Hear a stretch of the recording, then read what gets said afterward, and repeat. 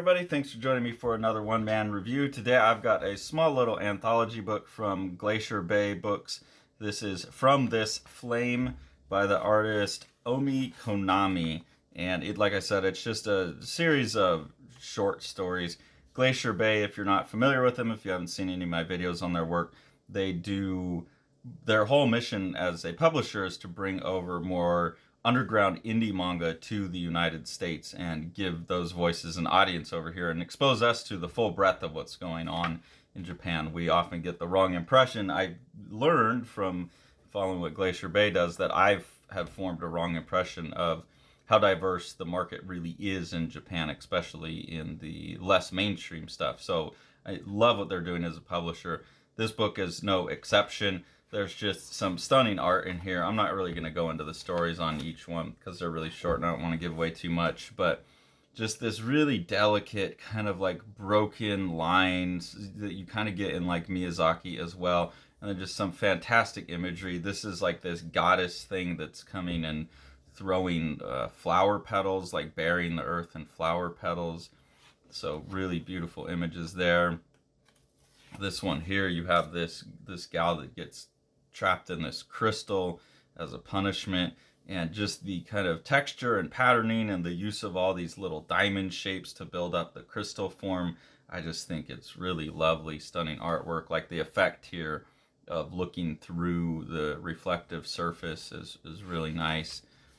Here you get to see a page that's just full of these kind of like little sparkly texture effects where someone is now kind of like seeing all these extra little lights and things. Their eyes have evolved and they're seeing more, and then they're like leaping through. Right now I am surpassing myself and leaping through time, and you really just get the sense of like entering into a really strange psychedelic space with all of the, like I said, the texture and details in the art. Really, really lovely.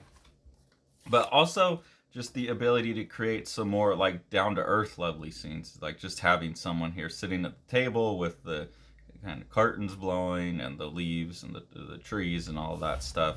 I think this is an artist that is able to leverage those same skills to different means in terms of like the types of story they're telling, and I think that's really impressive. I also quite like right here where they're going around the eye. They've taken the time to not just make a stuttered line, but some of those little stutters they turn into circles, and that gives an extra sense of like a real fragile, delicate, almost like a doily weave through the art. And it just, that one little moment really caught me as like, what a intelligent decision and what a interesting thing for an artist to pay attention to. Is like, oh, I'm going to make these little circles here because it has a different impact than like a little ticky mark. So it's someone who's, really paying attention to every little opportunity in their art, I think.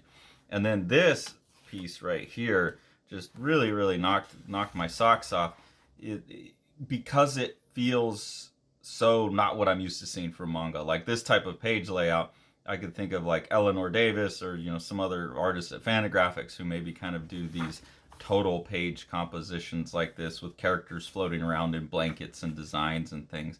But I've just never seen anything like this from a Japanese artist. And that's what I love about Glacier Bay is you kind of form an impression of like, oh, well, Japanese great writers, great artists, but they're not really interested in like the formal mechanism of comics in the same way.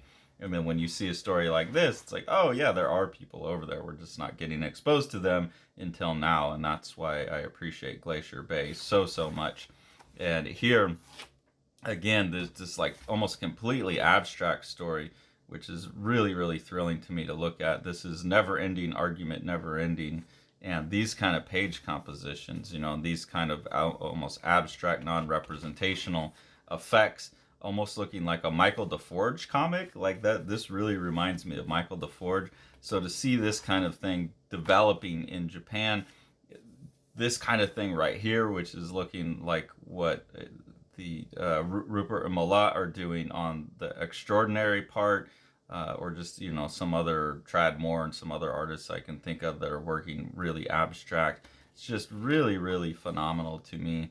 And then the writing that goes along with it is good as well. So this is exactly why I'm such a fan of what Glacier Bay is doing as a publisher, is because they bring over works like this that totally change my conception of an entire country's artistic production or an entire market, at least, showing what else is going on there.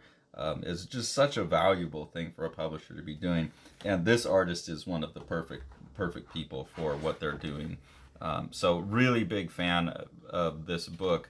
Let me get back to the artist's name here. This is From This Flame by Oumi Konomi. And again, you know, if anyone's ever seen it, I just keep going on about Glacier Bay, how much I love what they're doing as a publisher. So please check this out. Please check them out. Please show them some support. I think they're doing one of the more they're one of the more important publishers right now in terms of what their mission is. It's an important mission. If you enjoy what we're doing here on the channel and want to support us, there's two ways to do that.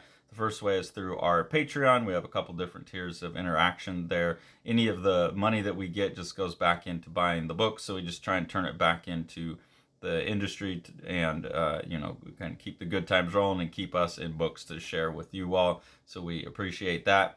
And then if you want to support Living the Line itself, the best thing to do is support what Sean's doing with Living the Line Publishing. So we'll go ahead and take a look at one of his books. Plaza by Yokoyama Yuichi. This is translated by Ryan Holmberg and is very large for a manga. So that's a really cool feature of this book, this standard manga size.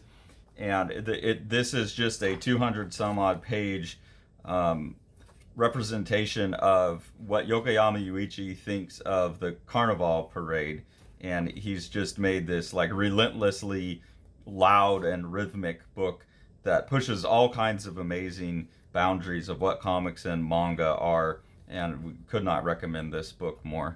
Thanks for following along. Take it away, Jack.